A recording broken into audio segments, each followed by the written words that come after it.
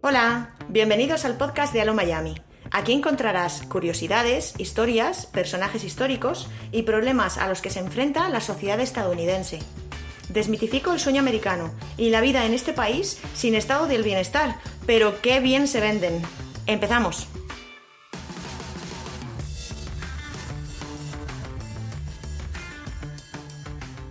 He llamado a este episodio Introducción a la esclavitud y no la esclavitud a secas, porque ojalá la esclavitud entera cupiese en un solo podcast.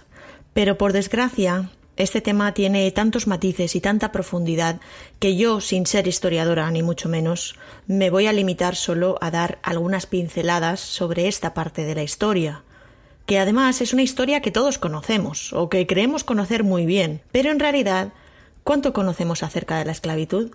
¿No creéis que lo que conocemos se basa en gran parte solo a lo que hemos visto en películas o leído en algún libro?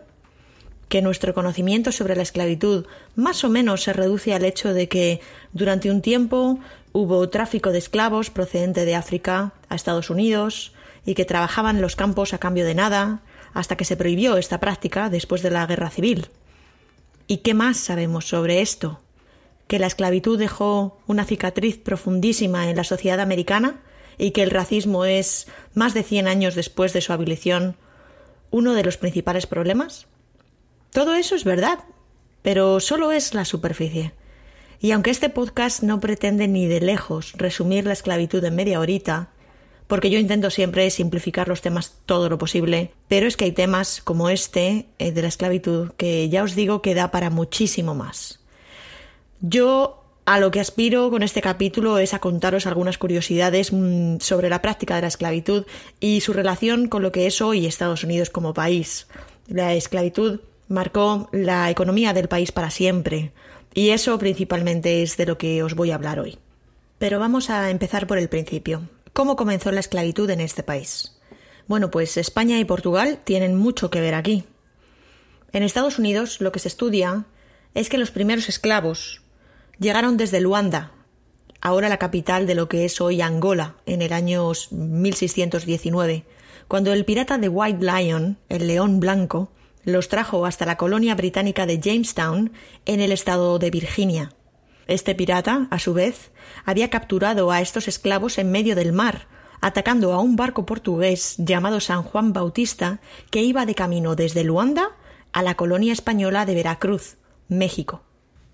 Es decir, el imperio portugués, que por aquel entonces estaba unido al español, estaba en guerra con su colonia en África, capturaron allí a unos cuantos hombres, los hicieron prisioneros de guerra y los metieron en un barco hacia las Américas para convertirlos en esclavos en una colonia española. Pero por el camino, unos piratas les roban la mercancía y estos terminan desembarcando, como esclavos también, pero en manos de los colonos británicos. Lo que es incorrecto es que estos hombres fueran los primeros africanos que pisaran territorio estadounidense, como muchos creen. En realidad, un africano llamado Juan Garrido ya vino con Juan Ponce de León buscando la fuente de la juventud en 1513, y ambos conquistadores terminaron en lo que es hoy San Agustín, aquí mismo, en Florida. Tampoco fueron los primeros esclavos los que llegaron a Virginia en 1619, ya que en 1565, por ejemplo, los colonos españoles ya trajeron esclavos desde África a esta ciudad que os digo, San Agustín, que fue el primer asentamiento europeo en lo que es hoy conocido como Estados Unidos continental. Además, en esa zona de Virginia donde llegaron aquellos esclavos, ya los colonos británicos habían esclavizado, o al menos intentado esclavizar, a la gente indígena que vivía originalmente allí, unas 30 y pico tribus que eran lideradas por Powhatan, el padre de Pocahontas. Que, por cierto, aquí hago un paréntesis para decir que la película de Disney Pocahontas tiene cero precisión histórica, por si alguno no lo sospechaba ya. Así que si os estáis imaginando a una Pocahontas divina enamorada de John Smith cantando Colores en el viento, vais mal. La verdadera Pocahontas fue capturada por los británicos, secuestrada y violada, y fue bautizada en el cristianismo como Rebecca, y la casaron con un tal John Rolfe, quien tenía una plantación de tabaco. Con él tuvo un hijo y poco después Pocahontas murió. No se sabe muy bien de qué, si de tuberculosis o de neumonía o de qué, a la edad de 21 años. Lo importante de esta historia es que durante los años de matrimonio entre Pocahontas y John Rolfe hubo un breve periodo de paz y lazos de comercio amigables entre indígenas y británicos. De hecho, a este breve periodo de paz y lazos se llama la Paz de Pocahontas. Pero cuando en 1616 Pocahontas muere en Inglaterra, vuelve la guerra. Y durante esa guerra, los británicos lo que hacen es que capturan a algunos nativos americanos y los venden como esclavos a las colonias británicas más del oeste, convirtiéndolos en moneda de cambio para pagar deudas y demás. Es decir, los colonos británicos ya habían practicado la esclavitud con los nativos antes de que llegaran los esclavos africanos a Virginia. Y esclavos africanos ya habían llegado a Estados Unidos, antes de que se llamara Estados Unidos, obviamente, a través de los colonos españoles. Pero como hay todo un deseo de enlazar la historia de Estados Unidos exclusivamente al mundo anglosajón y no al hispano, pues se dice que en 1619, con la llegada de ese barco a Virginia, comenzó la esclavitud. Pues vale. Además, es importante remarcar que en esas 13 colonias que por aquel entonces formaban lo que llamamos Estados Unidos, no solo había esclavos negros, también había algo parecido a esclavos blancos traídos de Europa, lo que se llaman los indentured servants, que eran personas muy pobres, hombres y mujeres, que estaban huyendo de la miseria de la posguerra, de la guerra de los 30 años en el centro de Europa, y a cambio del precio del pasaje para venir a las Américas y comenzar de nuevo, vendían su libertad durante un número determinado de años, normalmente de 4 a 7, a una persona rica. Eso sí, estos indentured servants o esclavos blancos tenían sus leyes y cuando cumplían su contrato eran no solo liberados, sino que se les daba 25 acres de tierra para que la pudieran cultivar, por lo que estas personas realmente podían finalmente terminar en una posición mejor que la que traían los nuevos inmigrantes. Con la llegada de los primeros africanos a Virginia, como no había leyes especiales para los esclavos negros, en un principio se les trató exactamente igual que a estos indentured servants blancos, ¿no? Dándoles las mismas oportunidades de libertad. Pero pocos años más tarde ya se empezaron a aprobar las primeras leyes para esclavos africanos, y esas libertades que en un principio tenían se acabaron de cuajo. Y a los esclavos, al contrario que a los indentured servants, no había que compensarles. Así que poco a poco la sociedad dejó de tener esclavos blancos para tener esclavos negros que eran mucho más baratos a largo plazo. En América, por esa época, se cultivaban campos de tabaco, de arroz, de caña de azúcar y también de algodón. El algodón, de hecho, fue un boom en la industria textil a finales del siglo XVIII. Como material era revolucionario, pero no se podía popularizar porque costaba muchísimo esfuerzo sacarlo al mercado. Estamos hablando de que un esclavo a lo mejor tenía que estar toda la jornada entera trabajando solo para limpiar de semillas medio kilito de algodón para poder procesarlo como tela. Y aunque eran esclavos, los esclavos costaban dinero y los dueños de las plantaciones preferían tenerlos trabajando en cosas que dieran más beneficios. Pero llega el día en el que Eli Whitney, en 1794, inventa el cotton gin. Eli Whitney era el hijo de un granjero del norte de Estados Unidos, en Massachusetts, al que se le daba bien inventar cosas. El tipo fue a Yale, porque ya os digo que estamos hablando del siglo XVIII, cuando el hijo de un granjero podía ir a Yale, cosa que a día de hoy es impensable, y una vez que terminó sus estudios, se fue al sur de Estados Unidos con la idea de ser profesor particular. Catherine Greene había sido la mujer del general Greene, uno de los héroes de la guerra contra los británicos más relevantes, y fue famosa por empeñarse en ir con él y sus 5 hijos de campo de batalla en campo de batalla porque se negaba a que la guerra, que duró 8 años, rompiera su familia y que esos hijos se criaran sin su padre. Cuando terminó la guerra, aunque Estados Unidos había ganado y conseguido su independencia, el general Greene había acumulado muchísimas deudas personales que había contraído para pagar gastos de sus soldados y terminó más pobre que las ratas.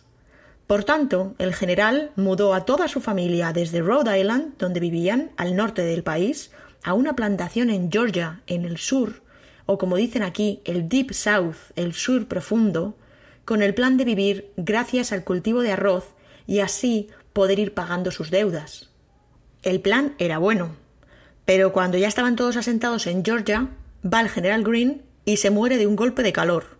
Así que la pobre Catherine termina quedándose con los hijos, con las deudas y con la plantación. Pero termina teniendo suerte y el presidente George Washington echa una mano a esta familia protegiendo su propiedad. Es decir, que al final Catherine se hace dueña de una plantación que gracias a la tenencia de esclavos termina yendo viento en popa. Pero volviendo a Eli Whitney, ¿recordáis que he dicho que quería ser tutor privado, no? Bueno, pues efectivamente, el bueno de Eli baja al sur a ser profesor particular de los hijos de la vecina de Catherine. Y cuando Catherine le conocen, traban amistad y Catherine le convence para que viva en su casa con ella. Que seguro que sois súper mal pensados y pensáis, y claro, acaban liados. Pues no, pero no vais demasiado desencaminados porque Catherine ya estaba liada con el que había sido tutor de sus propios hijos, con el que se terminó casando unos años más tarde, porque está claro que los profesores particulares tenían cierto éxito en el siglo XVIII. El caso, que cuando Eli Whitney ve con sus propios ojos las dificultades a las que se enfrenta Catherine Green en su plantación, decide inventar el cotton gin, gin de engine, de motor en inglés, no de gin ginebra, aunque se escribe igual. El cotton gin era una máquina que permitía limpiar los brotes de algodón de las semillas de una manera infinitamente más rápida. Se comenta, que la idea en realidad fue de Catherine y que Eli solo la fabricó y la puso en marcha, pero que como en esa época las mujeres no inventaban nada, pues fue él, Eli, el que se llevó todo el mérito. Y es a él a quien los niños americanos aún hoy estudian en los libros de historia, pero nunca sabremos si fue verdad o no. El caso es que el cultivo de algodón explota en el sur de Estados Unidos. Todo el mundo quiere cultivar algodón ahora. Pero se encuentran con otro problema, y es que el cultivo de algodón necesita tierras, y muchas, porque después de 3 años de cultivo, las tierras necesitan descansar, así que los latifundistas necesitaban expandirse más y más. Estados Unidos había robado literalmente toda la tierra del país a los nativos americanos, y la dividió en parcelas. En algunas zonas más difíciles, la regaló a aquellos que estuviesen dispuestos a cultivarla, y en otras áreas más fértiles la vendió a bajo coste. Esto significa que Estados Unidos como país empezó a enriquecerse vendiendo a sus propios ciudadanos todas las tierras que habían conseguido ellos gratis. Y una vez que los ciudadanos se hicieron con las tierras, la esclavitud se hizo más y más fuerte para poder trabajarlas, claro. La invención del cotton gin fue la clave del éxito de los dueños de las plantaciones, los blancos, pero esto afectó muchísimo a la vida de los esclavos, de los negros. De pronto, la producción de algodón era primordial, y esta es la razón por la cual se estima que en el año 1790 solo hubiera 700.000 esclavos en la zona este de Estados Unidos y la cifra para el año 1850 subiera hasta los 3 millones. La gran mayoría de ellos trabajaban en plantaciones de algodón. Las plantaciones, tal y como nos las pintan en las películas o incluso en las propias plantaciones que se pueden visitar hoy en día, tienen un aire bucólico. Una gran casa, extensos campos, unas casitas donde vivían los esclavos, unos caballos. Pero en realidad, estas plantaciones de a finales del siglo XVIII se asemejaban más a una cadena de producción de una gran multinacional donde todo, absolutamente todo, estaba bien organizado. Había esclavos a cargo de otros esclavos que estaban a cargo de otros esclavos. Tenían objetivos de producción diarios y eran supervisados muy duramente para que consiguieran estos objetivos. Y ahora que tenéis esa imagen de explotación, de cientos, miles, millones de personas trabajando de sol a sol, sin ser libres ni cobrar por su trabajo, sin que importase si no se encontraban bien o si eran demasiado jóvenes o demasiado mayores para ese trabajo, ahora añadid esto, que a veces se nos olvida, a la ecuación. Los esclavos no eran considerados seres humanos. Eran animales, eran máquinas. La violencia era el pan de cada día. Muchos caían exhaustos o enfermos durante la jornada de trabajo. Muchos intentaban escapar y eran capturados de vuelta y castigados con latigazos, o eso si era la primera vez, porque si era la segunda se les marcaba con hierro abrasando en la mejilla las iniciales del dueño, o bien se les castraba si se empeñaban en seguir intentándolo. De cara a expandirse, los dueños de las plantaciones pidieron préstamos a los bancos,